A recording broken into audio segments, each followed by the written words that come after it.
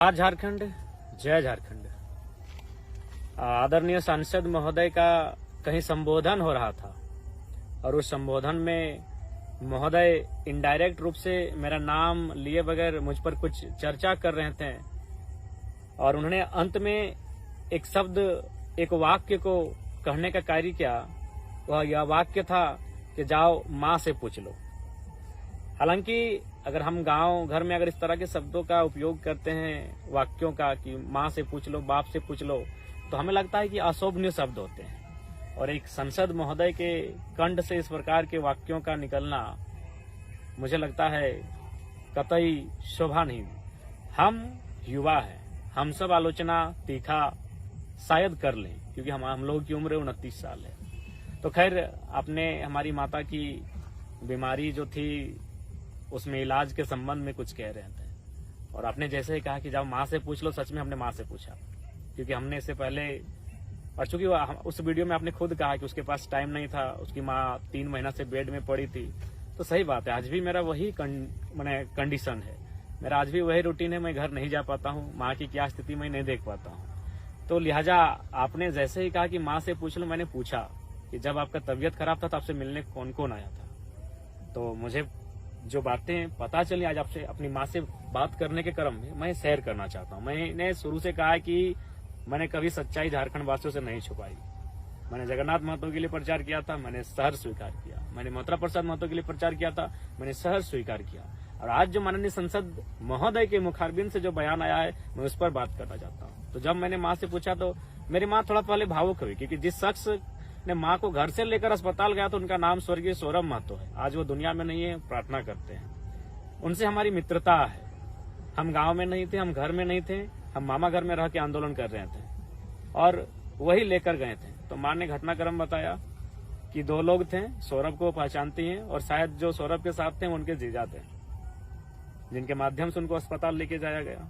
और कभी भी माननीय सांसद महोदय, आप दिल पे हाथ रख के कही, आपसे हमारी कभी ना टेलीफोनिक बात हुई है, ना कभी मैंने आपको मदद के लिए कहा था, कभी नहीं कहा। हाँ, सौरभ हमारे मित्र थे, उन्होंने जिद किया कि हम किसी प्रकार से मदद करेंगे, हम इलाज के लिए जिम्मा लेते हैं, तुम आंदोलन करो। लेकिन मुझे नहीं पता था उनके तार आपके साथ जुड़े हैं। लेकिन चूंकि आपने पूछा माँ से पूछ लो, मैंने पूछा और सारी जो भी बातें माँ ने बताई मैं बता रहा हूँ। तो जब उनको रांची के गुलमोहर नामक अस्पताल है, वहां एडमिट कराया गया और संभवतः स्वर्गीय सौरभ जो हमारे मित्र हैं, उनके जीजाजी से सांसद महोदय की शायद मित्रता है या फिर संबंधी है, जो भी है, मुझे उसकी जानकारी अभी तक ठीक से नहीं है। तो उस दरमियान आपके दल के भी लोग मिले माता से, क्योंकि सौरभ जी आप आज नहीं रहे हमारे मित्र, उनके जीजाजी आपके दल से थे। उसी दरमियान सिल्ली के पूर्व विधायक माननीय अमित महतो जी भी, उनके साथी चंचल जी आए थे, उनका भी सहयोग मिला। क्योंकि आप ही ने पूछा माँ से पूछ लो, तो मैंने पूछा और सारी घटनाओं को जानने का मैंने प्रयास किया। तो चंचल जी भी आए थे। सबसे पहले सांसद महोदय, सार्वजनिक तौर पर आपका बहुत बहुत आभार, बहुत बहुत धन्यवाद कि आपने हमारी माता का इलाज करवाने में सहयोग किया। अमित दादा का भी धन्यवाद, क्योंकि पता चला कि उनका भी योगदान था, चंचल दा आए हुए थे, उनका भी धन्यवाद।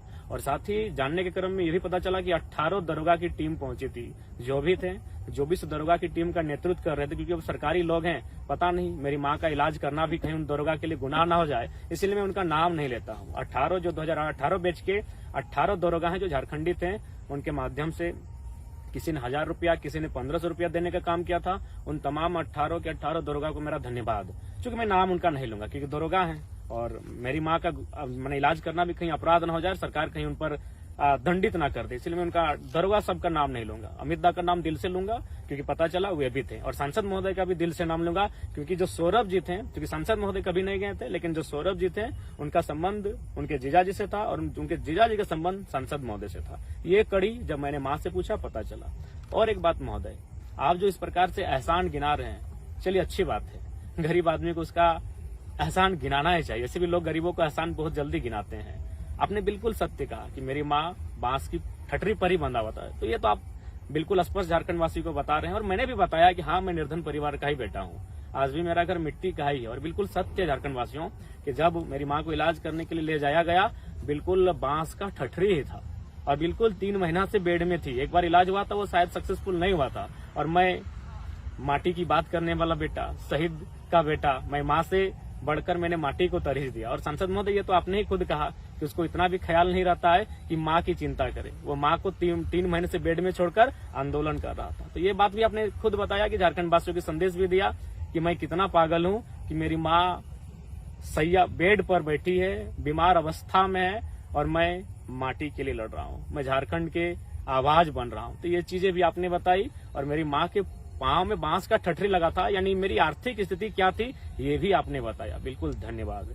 लेकिन हाँ, इस प्रकार जो आपने एहसान गिनाया, पता नहीं कितना उचित है, नहीं है। एक संसद के गरिमामयी पद पर रहकर कितना उचित था, नहीं था, अलग विषय है।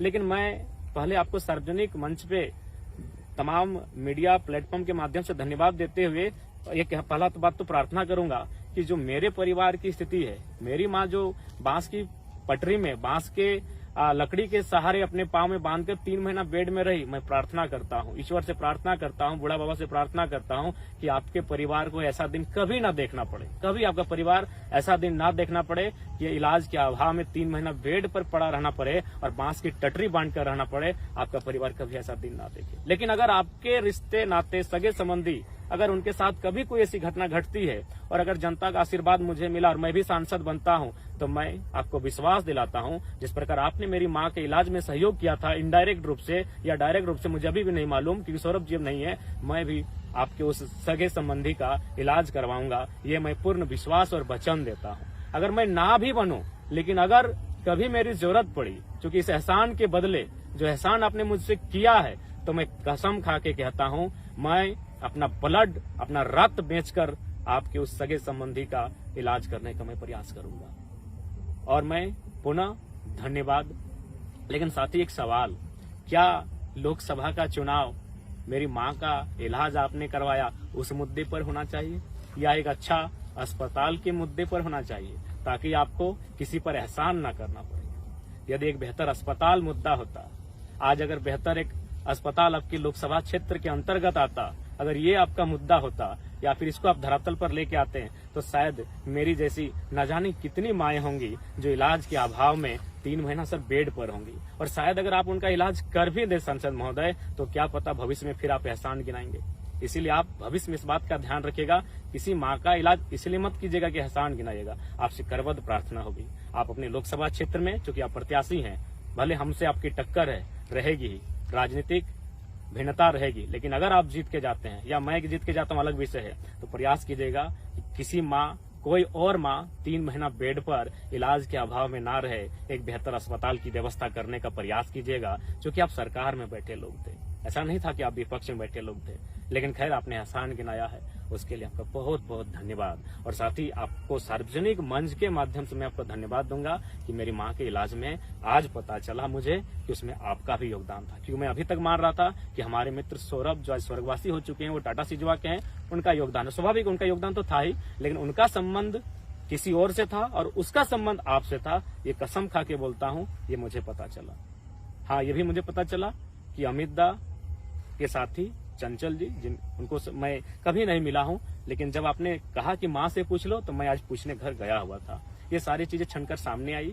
18 दरोगा भी थे, उनका भी धन्यवाद दूंगा। और आपसे आग्रह करूंगा, आप अगर किसी माँ की मदद करें तो सार्वजनिक मंचों पर कृपया, हम लोग 29 साल के युवा हैं, अगर हम लोग इस प्रकार की कभी टिक्का टिप्पणी करें तो लोग समझ सकते हैं। आप 50 वर्ष की आयु में हैं, आप लगभग 20 वर्ष का आपका राजनीतिक अनुभव रहा, फिर भी आपने जो भी कहा सत्य ही कहा है। सही में आपका भी इनडायरेक्ट रूप से योगदान रहा।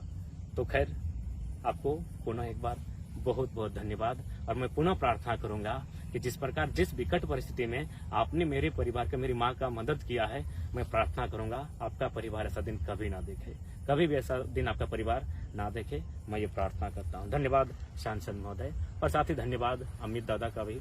धन्यवाद उन तमाम 18 दरोगा भाइयों का जो हमारी माँ तक सहयोग पहुंचाने के लिए रांची अस्पताल में, गुलमोहर अस्पताल है, हम अभी तक नहीं जानते हैं, क्योंकि उस समय में हमने अपने छोटे भाई को जिम्मा दे दिया था, और बलराम जो हमारे साथ रहता है, विकास आज दुनिया में नहीं रहा, उनको हमने जिम्मा दिया था। पुनः धन्यवाद।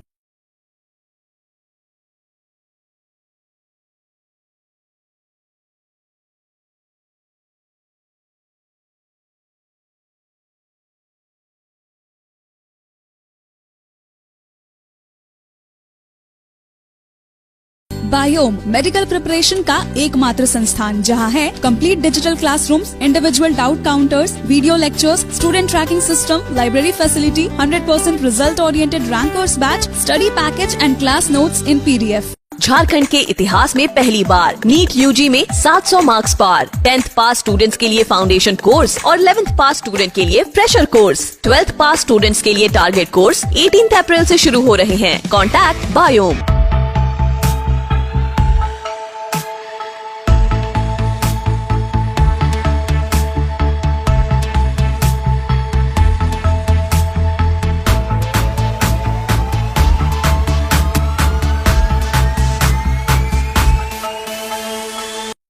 thefollowup.in.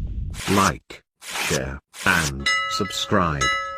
www.thefollowup.in